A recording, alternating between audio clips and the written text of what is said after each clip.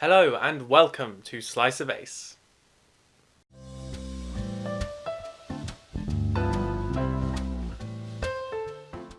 This is the second video in my video series on asexual relationships.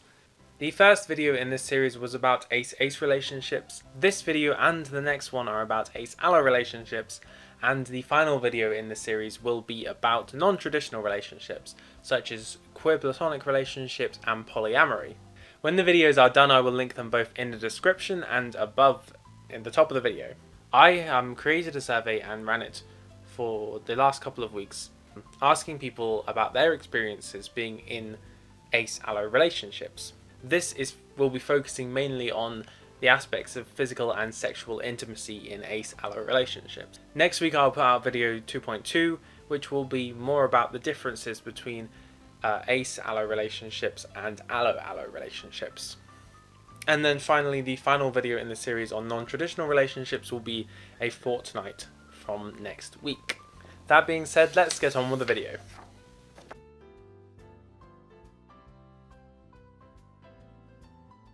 So like in the last survey, I asked how the respondents were physically intimate in their relationships.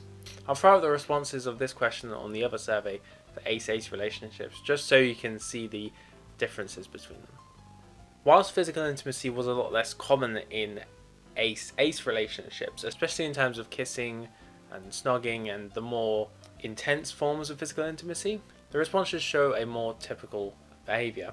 I suppose this is because asexuals who are in relationships with allosexuals are more likely to be more open to different forms of physical intimacy, even if they don't want sex. And even then, over a third of the respondents were sexually active with their partners. This really reinforces the point that asexuality has to do about sexual attraction. It doesn't matter whether you're having sex in a relationship or not, it doesn't make you any less asexual.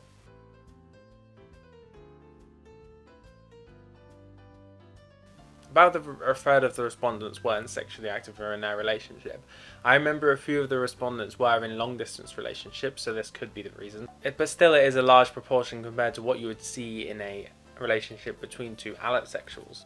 I imagine for the other frequencies, although I don't have any hard data, it is much less frequent in general for these relationships.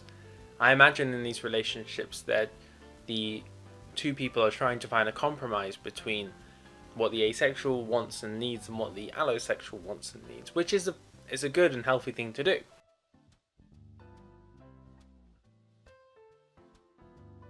So this was the main talking point I wanted for this video.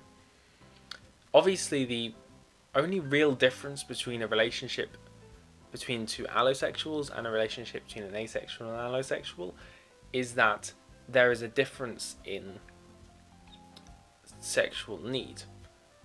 Of course, in any relationship, each person will have different levels of libido and sexual preferences and what they're comfortable with and what they enjoy. However, this difference is far more pronounced in a relationship where one person feels no sexual attraction. But anyway, let's get on to the responses. Compromise is a large part of Ace-Allo relationships.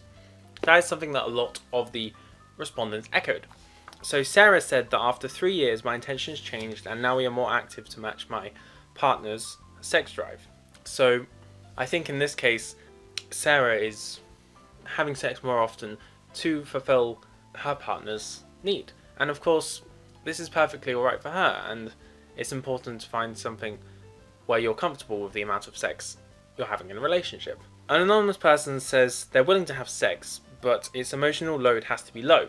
If people interpret it as implying sexual attraction or connection, then it feels super uncomfortable, like I'm lying to them. For me personally, I can't feel emotionally connected to someone through sex. To me, it's just a physical activity.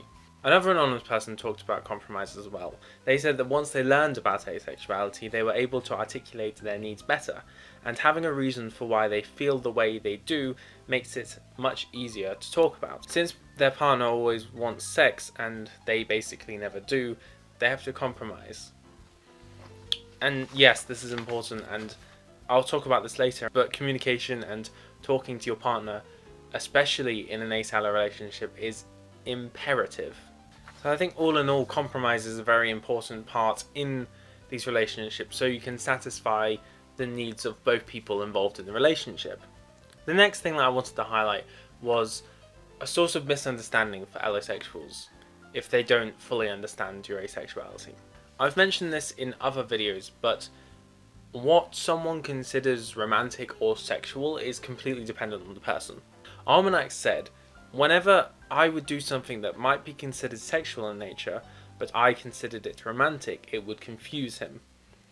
I constantly have to reiterate that I don't want to have sex, no matter how sexual I might seem. I've actually experienced this myself as well.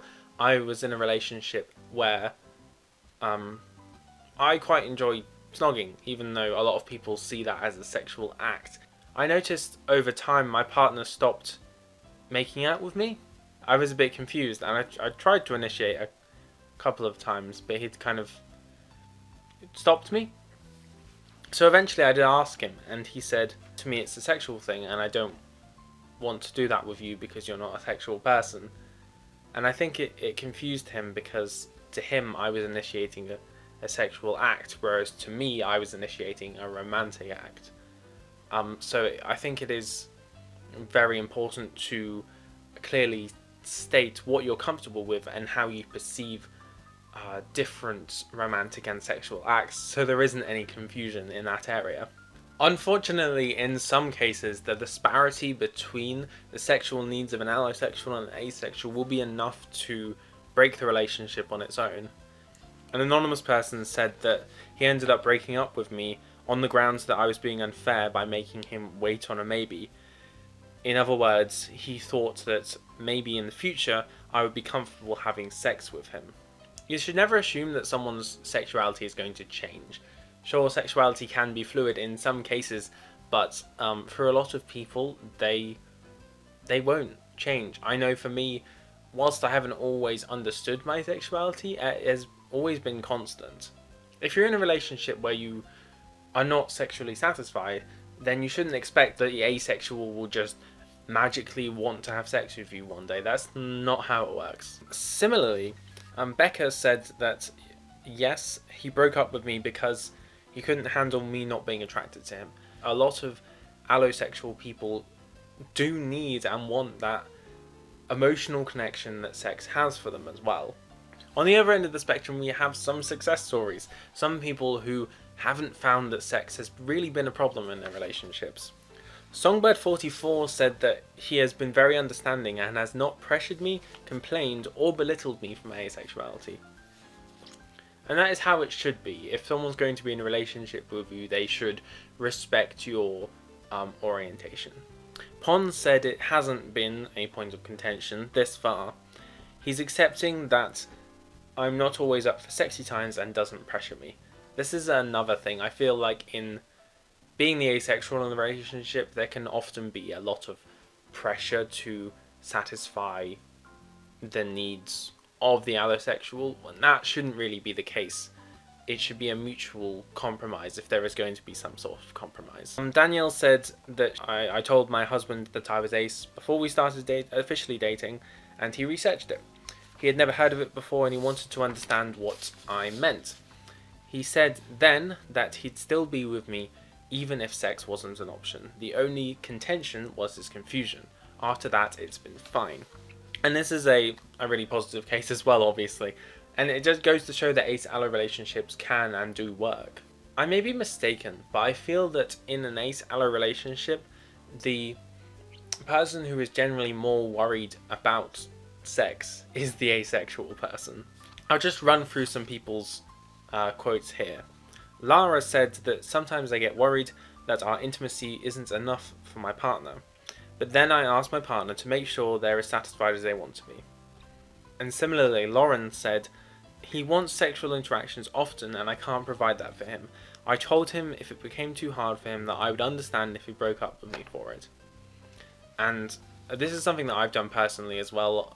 When I've been in a relationship, I've explicitly told the person, look, I know it's difficult being with me because I'm asexual, and if you want to break up with me, I won't mind. And of course, in most cases you're lying, you do mind a lot. But don't feel guilty for not wanting sex. It's not your responsibility to provide sex for someone in a relationship.